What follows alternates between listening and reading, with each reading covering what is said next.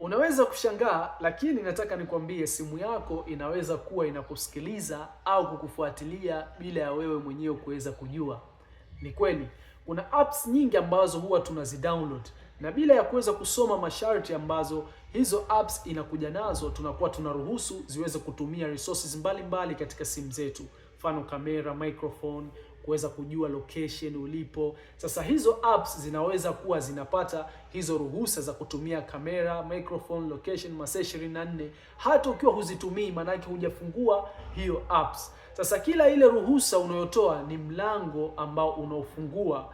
Watu wengi hudhani simu zao ziko salama kwa sababu tu hakuna anayejua password ambayo itamwezesha kuingia katika simu yake. Lakini ukweli ni kwamba hizo ruhusa ambazo unazitoa bila ya kusoma masharti na kujua unaruhusu nini katika hizo app zinaweza kuwa tishio kubwa zaidi.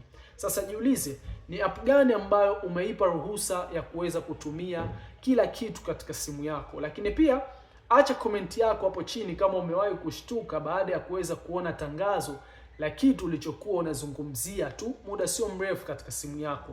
Mfano, umempigia mtu unamwelezea anahitaji bidhaa fulani. Baada ya kumaliza, unaingia unawasha data katika simu yako, unakuta tangazo la hizo product, bidhaa ambazo ulikuwa unaongea na huyo mwenzio, ama ni mtu wako pembeni tu umekaa naye, ulikuwa unapiga naye story. Tayari unafungua data simu yako, unaperuzi, unakutana na yale matangazo ambayo yanahusiana na kile kitu ambacho ulikuwa unazungumza na huyo mtu wako wa pembeni.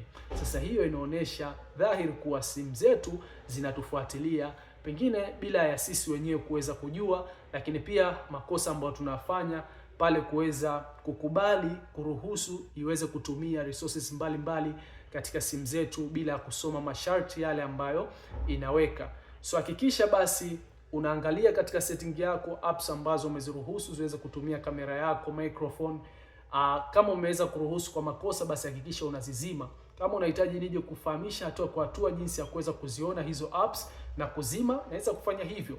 Weka maoni yako chini ya video hii, na vile vile usiache kushare video hii na kwa watu wengine, basi ili waweze kufunguka kiakili na waweze basi kutambua umuhimu wa kuweza kuruhusu pale na kusoma masharti ya app ambazo tunakuwa tunazidownload.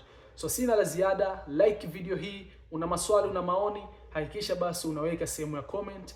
Endelea kunifuatilia katika YouTube channel yangu ya Mohamed Hafidh na katika social media account zangu. Nitakuwa nikishare tips, tricks mbalimbali hususan katika ulimwengu huu wa teknolojia. Tutakuwa tukiangalia